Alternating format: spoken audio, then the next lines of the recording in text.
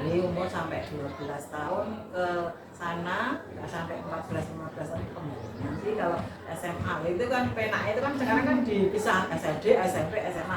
Padahal di SD itu kelas 6 itu sudah masuk penggalang. Hanya untuk membedakannya, itu kegiatannya itu ya sangat beda. Dari segi kegiatannya, materinya pun beda. Karena kalau yang saya lihat, yang saya tahu itu kalau di SD itu memang hanya tepuk-tepuk, hanya apa ya istilahnya itu senang riang gembira.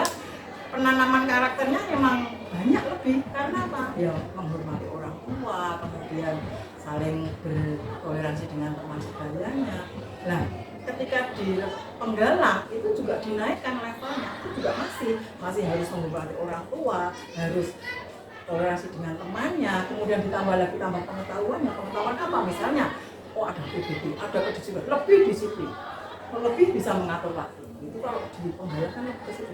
Jadi apa ya istilahnya itu, lah nanti kalau ke Pandegala, ke penegak itu juga gitu, beda lagi. Nanti ada cinta alam yang lebih tinggi lah.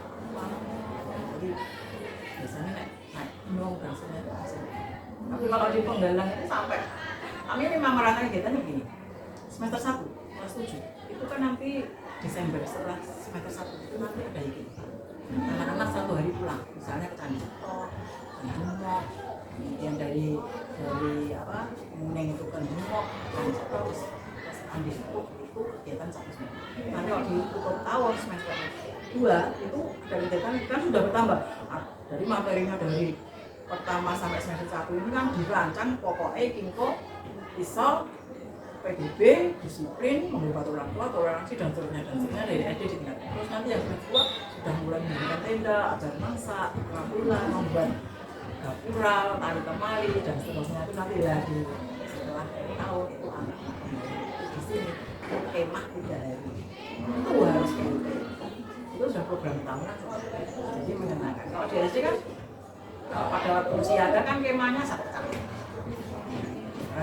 Yang di SMA itu mungkin juga ada kemah, tapi kan tidak seheboh kalau penggalang itu ada jambore, ada LP, ada jam pintu, ada itu kan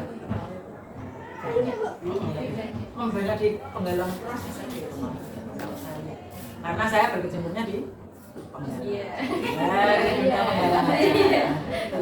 Itu yang bisa saja mungkin. Nanti ada tambah. Mungkin lanjut ke oke. Apa tantangan terbesar selama ini yang ibu temukan yang dihadapi oleh penggalang atau peserta didik dalam mengikuti kegiatan penggalang, dan bagaimana caranya seorang pembina itu mengatasi tantangan tersebut? Tantangan yang paling besar dari itu biasanya kan inginnya kan hanya senang-senang.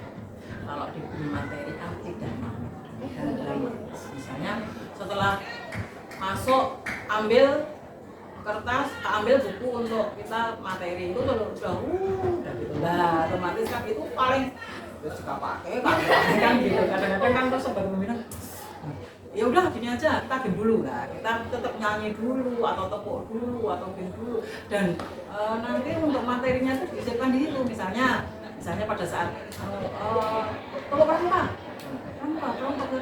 terus ada lambang pramuka, ada tunas kelapa, apa artinya, jadi itu otomatis pada waktu itu sudah diberi pelajaran tentang lambang pramuka. Oh nek cikal itu dari sini artinya apa, dari sini apa, otomatis. Nah setelah itu baru karena besok akan ada semesterannya Mbak, jadi beberapa materi misalnya materi pengetahuan pramuka itu nanti ada ulangannya, istilahnya ulangan. Jadi adik juga mencoba terus nanti, jadi tidak ada nih tidak nyatet, tetap nyatet, tetap itu memang triknya harus begitu lah. Kita posisi dari pemain pembina yang penting ada soalnya, adik-adik itu sudah termotivasi untuk ikut. Terus kalau tantangan yang paling berat itu, dan itu yang paling kadang-kadang saya itu sosok ya bagaimana biar dia itu masuk terus, itu juga tantangan. Itu malah angel, apalagi ini tidak wajib, itu angel tenang.